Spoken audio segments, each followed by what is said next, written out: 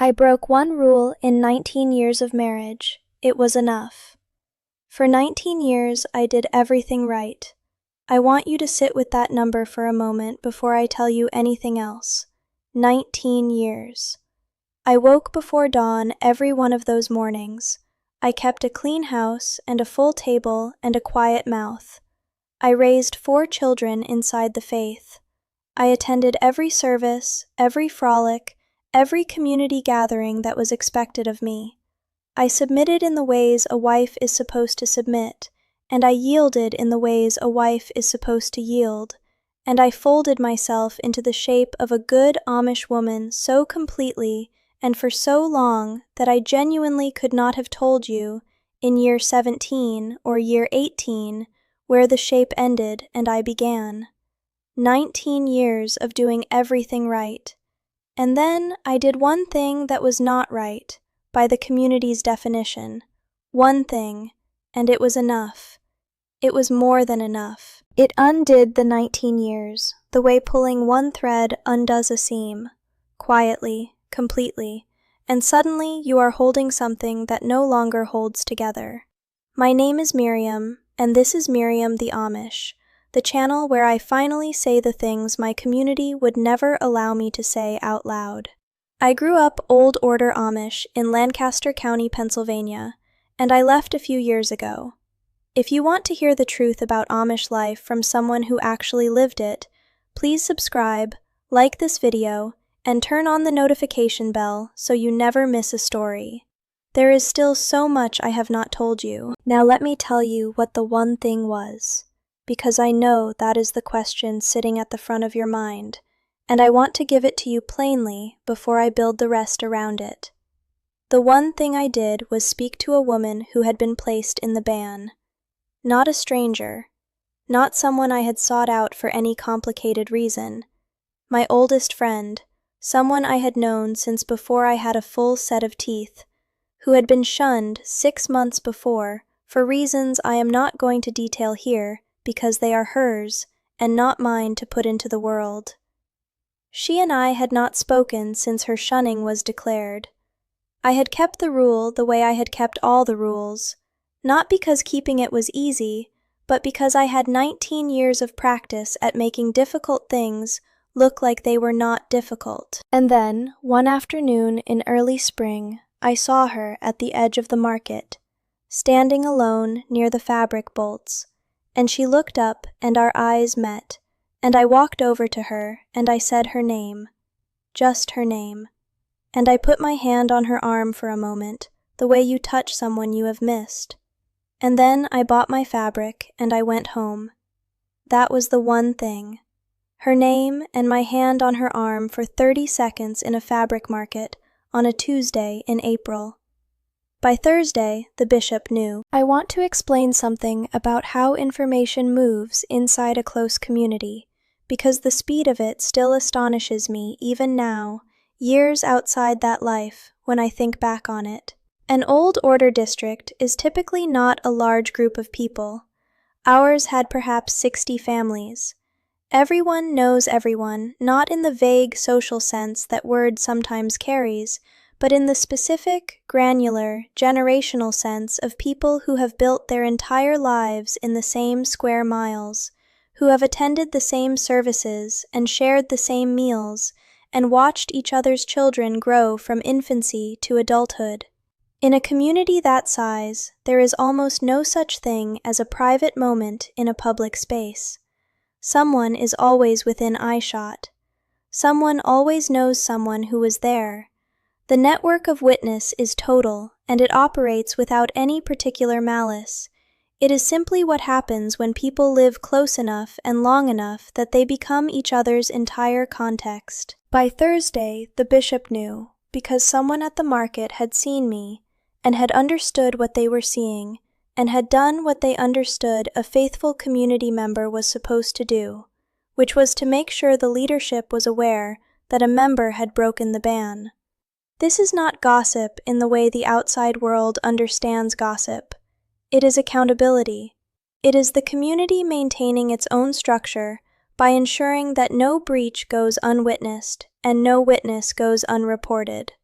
It is a system that has worked for centuries precisely because it makes the entire community responsible for the behavior of each of its members, which means every person is both protected and watched by everyone else simultaneously, and there is no meaningful way to tell the difference between those two things from the inside. My husband told me on Thursday evening that the bishop had been in touch. He said it the way he said things that had weight behind them, quietly, without looking at me directly, letting the information arrive before he said anything more. I already knew what it meant. I had known since Tuesday that walking across a fabric market and saying a name could cost something. I had done it anyway. And I think that is the detail I want you to hold, because it is the detail that told me something about where I was after 19 years inside that marriage and that community. I had known the cost and done it anyway. Somewhere in year 18 or year 19, without my fully noticing, I had reached a place where the cost of one true human moment had become something I was willing to pay, and that is not where I had started. That is not who the woman was who had kept 19 years of rules without a visible crack. I want to pause here because I think what I am building toward is something I have wanted to say for a long time, and I need you to stay with me through it. Please, subscribe to Miriam the Amish, like this video, and turn on the notification bell, because the conversation I had with the bishop 2 days after Thursday is one I have replayed more times than I can count, and I think it explains something fundamental about the way closed communities understand the relationship between a person and their record that most people on the outside never get to see. The bishop came to our home on Saturday. He sat in our front room with my husband present, and he spoke to me about what I had done. He was not unkind, he was precise. He said that I had broken the ban, that this was a serious matter, and that the seriousness of it was not diminished by the brevity of the contact, or by the length of the friendship, or by any other circumstance I might offer as context. He said the ban existed to protect the community, and to offer correction to the one who had strayed, and that circumventing it, even in small ways, undermined both purposes. He said he was hopeful this was an isolated incident, and not evidence of a broader problem. And then he said something I was not prepared for. He said he was surprised because I had always been such a faithful member. He said it in the past tense, had been, as though 19 years had just been reclassified, as though the record I had built across nearly 2 decades of doing everything right had been retroactively revised by 30 seconds in a fabric market. As though faithfulness was not something you accumulated, but something you maintained without interruption, and the moment the interruption came, the accumulation dissolved. I sat with that for a long time after he left. Had been. The past tense of 19 years. A woman I knew who had left the community several years before me, someone I had found through the careful, quiet channels available to people who are beginning to look for a way out, said something when I told her about the bishop's visit that I was not expecting. She said, "Of course he used the past tense."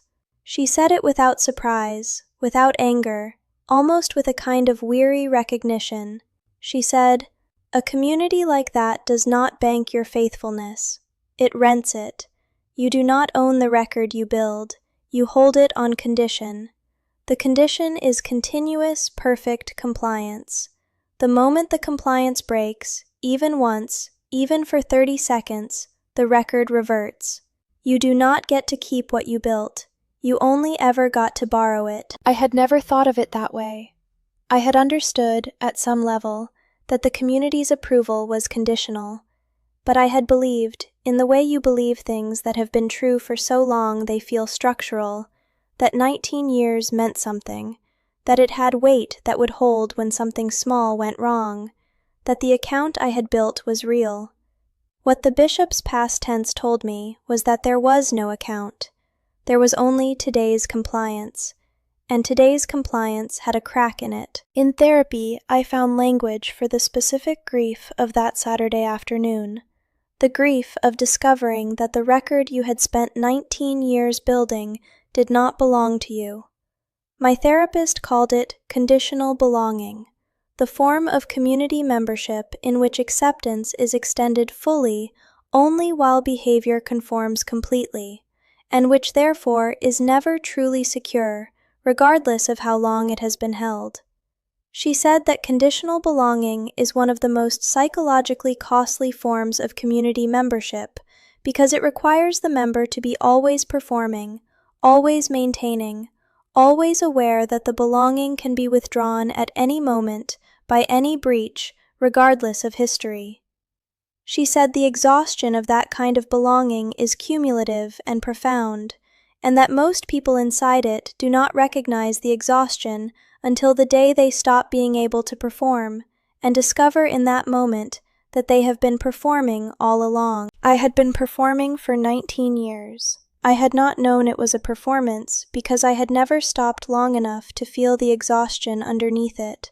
And then I walked across a fabric market and said a name and put my hand on someone's arm, and the performance stopped for 30 seconds. And the 30 seconds cost me the 19 years. I left 8 months after that Saturday.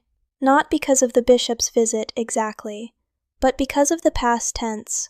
Because had been was something I could not unknow once I had heard it. Because if 19 years could become past tense in a single Tuesday afternoon, then the 19 years had never been what I thought they were. And if they had never been what I thought they were, then I had spent 19 years building something that did not exist on the terms I had been given to understand. And a woman who has spent 19 years building something that does not exist on the terms she was given is a woman who needs to understand what she has actually been building. And that understanding, it turned out, was not something I could arrive at from inside the life I was living. It required distance. It required leaving.